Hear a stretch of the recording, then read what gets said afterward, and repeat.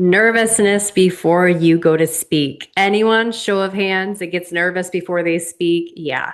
Public speaking, fear of it. You and a lot of us are all afraid of public speaking. And I used to be medicated. These are my old beta blockers that I would take 5 or 10 minutes before any time I was going to be visible. I don't care if it was like on the mic or giving a big presentation at work. Sometimes I would actually have to take these before having coffee with a friend because my nervousness got out of control. I overanalyzed everything. So I was just interviewed just a second ago, interviewed on a podcast over Zoom. And I took a video of this moment. I'm going to see if I'm going to hold it up. I'm not sure if the screen will pick it up, but this is me basically waiting to get let into the Zoom call. And I took a moment to film that because I was feeling the physical sensations of nervousness in that moment. And I thought, okay, this is a teachable moment. Even though I speak professionally for a living, even though I teach other leaders, coaches, healers, speakers how to teach at that next level or speak rather at that next level inside of the Vocal Honey coaching, I still and will always experience nervousness. The difference now is that I no longer relate to the physical sensations my body is giving me as a bad thing. I used to read the heart racing, the cotton mouth, the sudden increase in breathing and respiration, maybe some sweaty armpits, and the, oh no, we're about to do this feeling in my brain as a signal that I was about to fail. Because I had this distorted view of success that successful leaders, successful entrepreneurs just don't get nervous. Have you ever felt that way? Let me tell you, it's a lie. Nervousness is something that will never go away. But what you get to change and what I want to empower you to understand right now is that you get to change your relationship to those sensations. It's just data.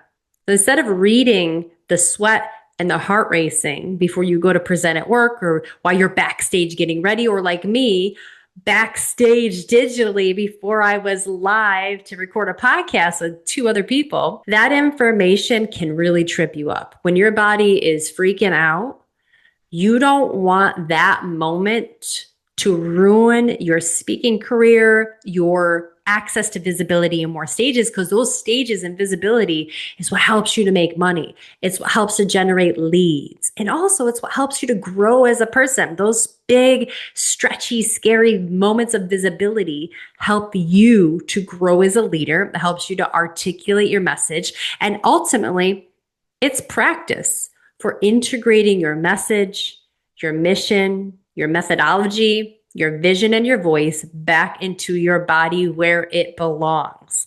Because the individual who can speak and no longer make sensation a problem is the speaker who is undeniable. It is the speaker, it is the presenter who is unforgettable. And it's the person who's going to make the most money too. It's a person who's going to be in the game for the long run. And I want that to be you.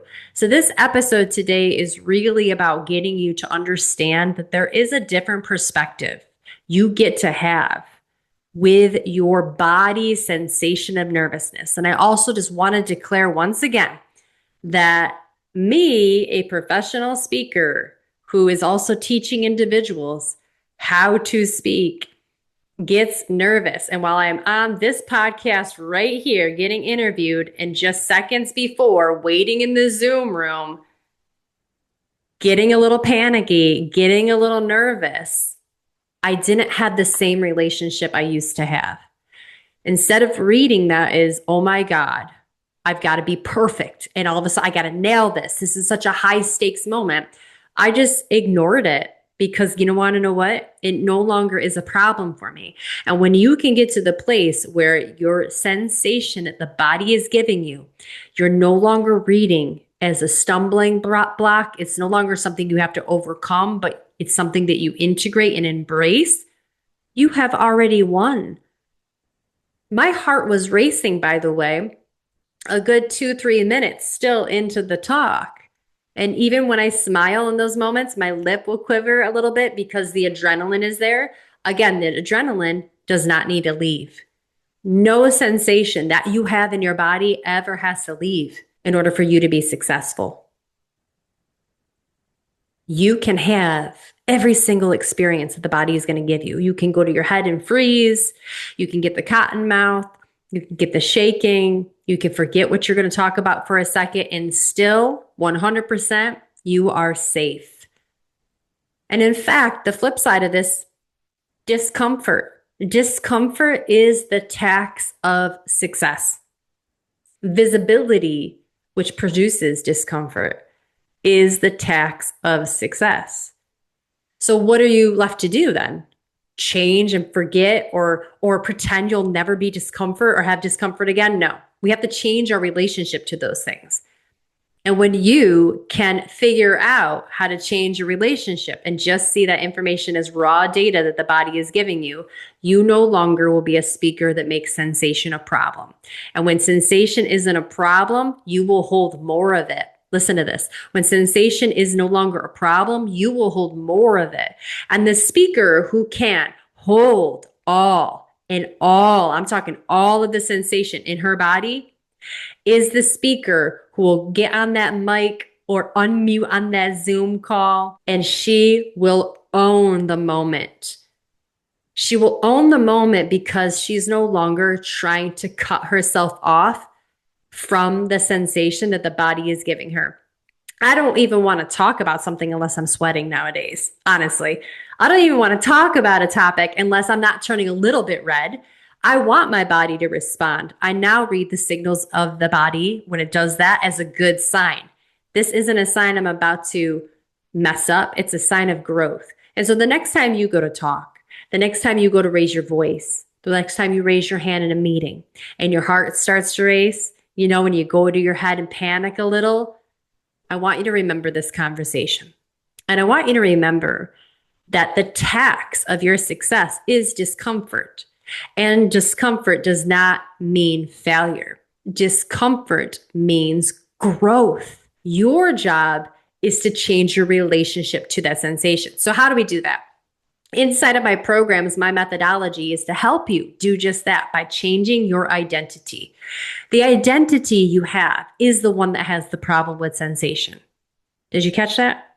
You don't really have a problem with sensation, but the identity that you have is the identity of someone who has a problem with sensation. I used to have an identity as someone who had a problem with my neck turning red. I took pills because I had the identity of someone who was ashamed of the way her body reacted. Those days are gone. I now change my identity, and that's what you got to do. You've got to change your identity to become someone who has different problems. Better problems, in fact. So instead of your problem being, oh my God, I'm such a bad speaker, I don't know how to tell a story, your problem becomes, why am I not getting interviewed this month on a podcast? I have such a great story. It's all about changing your problems. It's all about changing your identity. When you change your identity, you have better problems. And those problems equate with someone who has a life that you want. Someone who is using their voice more, who isn't moderating and tinkering every single word before it comes out of your mouth, right? Someone who isn't worried about perfectionism, but is worried, do I have enough passion in me right now? Right? I don't need to be perfect, but I do need to have passion. So when you change your identity, you will become someone who's already a great speaker. And that's what I had to do. And that's what I teach individuals when they work with me. Okay, you join my coaching programs. We work the identity, and we do that through a series of modalities: tapping, breath work, visualizations, and my somatic movement called Radical Rituals. If you come to work with me in person on the Vocal Honey Tour, we do that through body language. Believe it or not, your body informs the mind of what's possible. Some of you are in the body position right now of someone who's afraid to feel. I know you're afraid to feel because your shoulders are rounded forward a little and you're hunched forward, and maybe your arms are around your stomach, or you hold your hand up here on your neck. right? You're hiding from the world. So if you want to inform the brain that you are, in fact, a more confident individual, you actually have to assume the posture of a more confident individual ahead of the confidence of a confident person. This manufactures testosterone in your brain. It also manufactures the feeling of confidence in your brain. And then your brain knows, well, we've got this. This ain't no thing. We're fine. And now the talk that you give will be much more fluid and grounded. So before the Zoom call let me in, I adjusted my posture. I sat up tall. I breathed and remembered, because I've already done the identity work, the sensation that I was feeling was not a problem, because I'm not the old person. I'm not the old person that has the identity that believes sensation is a problem. I have the new identity where sensation is not a problem. And my only problem is, how come I'm not being interviewed again this month? Imagine that for yourself. Imagine a life where your problems are that you're not more visible this month. Imagine a problem being so great that you are agitated, concerned even, that you are on a stage this month. That's where you need to be, because that's the identity of someone who knows they are a great communicator. They are a great speaker. And this is important because visibility, say it with me, is the tax of success. You have to become more visible. How do we do that? With changing your identity into someone who loves to be visible. Why do you love to be visible? Because you're going to transform people's lives. And there's no way of them knowing you exist with your product and your service until they hear it and they see it from you, which means you have to be more visible. It is the tax of success. So while we're waiting, while we're moving toward more visibility, you don't have to wait on the skills. You can start acting, behaving, and showing up now ahead of the stage. Are you listening to this? Ahead of that big stage. You can start acting like you're going to be on stage now. And that's a huge part of identity work. When you have changed into the identity of someone who is a great communicator, you communicate now. The identity of someone who's an athlete, they go to the gym now. Authors, I am an author, authors write. I am a singer, singers sing. I am a speaker, speakers speak, right? We have to become the identity of that person. And then when you're waiting in the Zoom room like I was, the sensation doesn't trip you up. You know that it's just a part of the deal. It's just a part of the show. It's just a part of being human. And instead of wanting to change that for some false view that means you're actually doing a great job. If I feel nothing, I'm doing a great job. No, that's not what we're doing here. And the Vocal Honey mission is the opposite. Okay? It's the opposite. We don't need you to be perfect and not feel anything. Those are called zombies. Those are called fakes. Right? We don't like people like that because we can't connect to someone who's faking it. We connect with the people like you who are real. We connect with the people that are feeling something, right? Nod your head if you're with me.